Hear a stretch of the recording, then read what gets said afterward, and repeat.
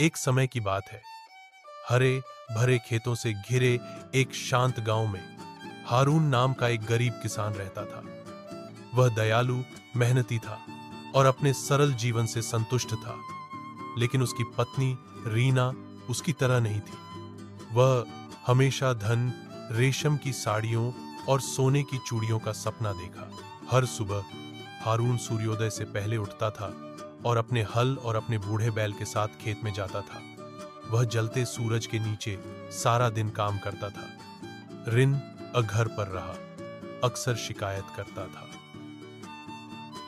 हमारे पास कुछ नहीं है, तुम शहर के अमीर आदमियों की तरह ज्यादा क्यों नहीं कमाते। एक दिन जब हारून अपने खेत के एक कोने में खुदाई कर रहा था तो उसके हल ने किसी कठोर चीज को टक्कर मारी। उत्सुकतावश उसने और गहराई तक खोदा और सोने के सिक्कों से भरा एक छोटा मिट्टी का बर्तन पाया।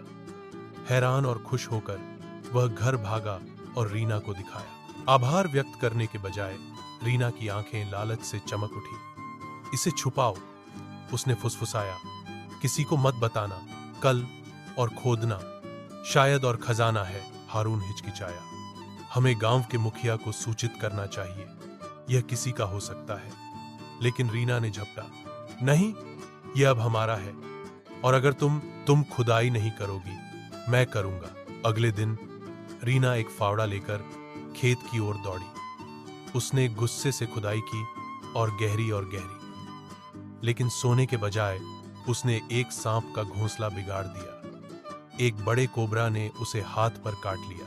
हारून उसे बचाने के लिए दौड़ा, लेकिन बहुत देर हो चुकी थी। रीना जमीन पर गिर गई। उसका लालच हमेशा के लिए शांत हो गया। दुखी होकर हारून ने फिर से सोना दफना दिया और उसके ऊपर एक छोटा सा मंदिर बनाया, यह कसम खाते हुए कि वह कभी भी लालच को नहीं आने देगा।